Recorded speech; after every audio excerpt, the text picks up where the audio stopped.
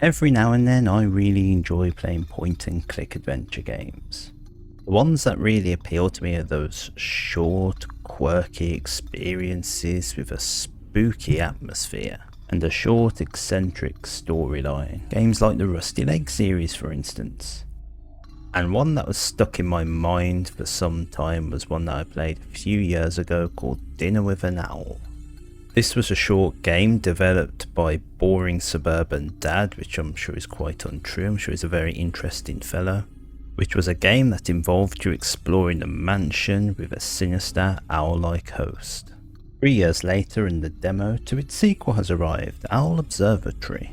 The Steam page describes this as a surreal world of horror, comedy, delicious dinners and time-twisting mysteries in Owl Observatory, a classic point-and-click adventure and prequel to cult favourite Dinner with an Owl. Play as Tycho Brahe, the famed astronomer with a golden nose, and unravel the dark secrets lurking within the mansion and its eccentric residents. And the demo certainly whets my appetite as to what mysteries this mansion holds. As you begin the game, you notice that the graphics are spooky yet appealing and help enhance an eerie atmosphere. The voice acting is amazing, see for yourself. The stars have already stopped moving. How is that possible? Don't worry about that, yet. Do you know what this invitation is all about? Unfortunately not. Seems as if we're both clueless. Good evening.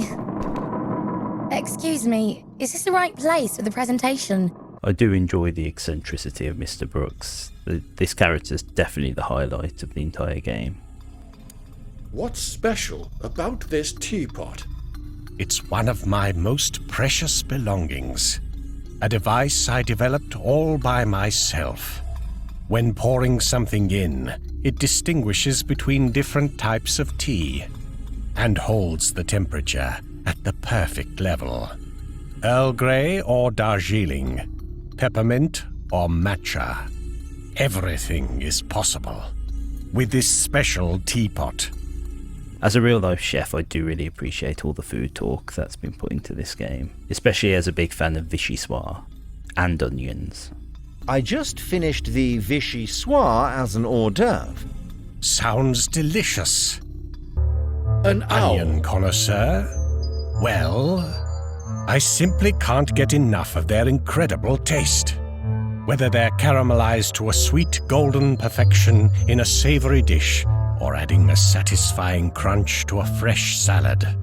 I'm absolutely enthusiastic about their versatility and flavor. Onions bring a unique depth and richness to so many of my favorite recipes.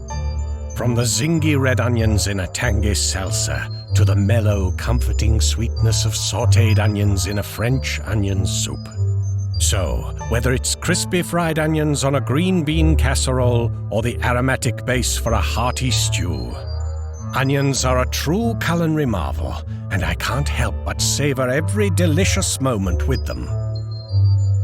There's various tasks and achievements that you can unlock over the course of the demo, and finding them and exploring them does yield some quite funny results. You can only go so far in a demo like this, especially for a point and click game that's all about the atmosphere and the story. But the demo does enough to intrigue me. I am very intrigued as to what path the story and the gameplay is going to take, especially as there's cloning and time manipulation that's hinted and demonstrated in the demo. And also with multiple dialogue trees, it makes me wonder what kind of character interaction you can get over the course of the game. In my one playthrough, I didn't go through all the dialogue and I didn't unlock all the tasks, so there is actually more to explore than what meets the eye. Both the demo to Owl Observatory and its predecessor, Dinner with an Owl, are available on Steam. I'll leave a link down below. Thank you all so much for watching, and I'll see you very soon in another video. Have a good night, my distinguished guests. At the Owl Observatory. Wishlist now. You have to stay for dinner.